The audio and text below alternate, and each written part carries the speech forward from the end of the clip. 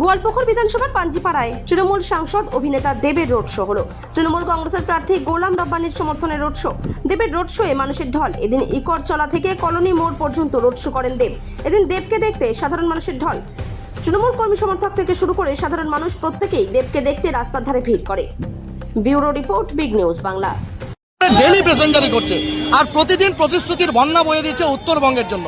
রব্বানি সাহেব, আপনার দাদা উত্তরবঙ্গের একটা মাইনরিটি মুখ, আপনারা কি লোককে বোঝাতে পারছেন যে তারা ভাওতা দিচ্ছে, জুমলা বলছে? আমরা সব বুঝাতে একদম আমরা লোককে বুঝাতে পেরেছি, লোক বুঝেও গেছে। এই জুমলাবাজির সঙ্গে কেউ সাথ দেবে না।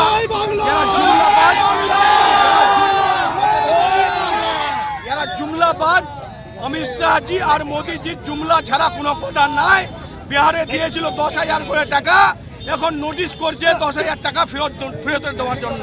তো এরা জুমলাবাজ, এরা কোনো প্রকল্প দিবে না, কোনো স্কিম দিবে না।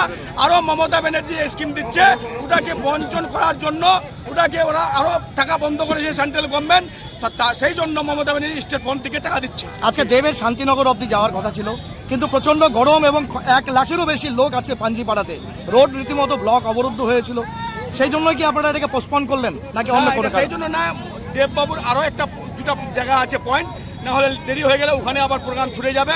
সেই জন্য আমরাই বললাম যে শান্তিনগর আমাদের মন্ত্রী সাহেব যা অ্যাটেন্ড করে নেবে, আপনি ওই প্রোগ্রামটা অ্যাটেন্ড করেন। এই গোয়ালপুকুরের লোক বুঝে গেছে এখানে রব্বানি সাহেবকে 2021 থেকে ভালো ভোট থেকে বেশি জিতাবে এবার।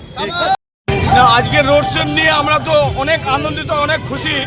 আমাদের দীপক অধিকারী, আমাদের বাংলা ফিল্মের অ্যাক্টর দেব বাবু আজকে রোড শো করলো আমাদের কালী মন্দির থেকে কলোনি মোড় অবধি। আপনারা দেখলেন যে রোডে কোনো দিকে খালি নাই, লোক একদম ভরে গেছে। সেই জন্য আমরা মমতা ব্যানার্জি উন্নয়ন থেকে সবাই খুশি। আমরা সবাই মমতা ব্যানার্জি জোড়া বলে 23 তারিখে ভোট করবে, এটাই আজকে বার্তা দিল সবাই। দাদা, আপনার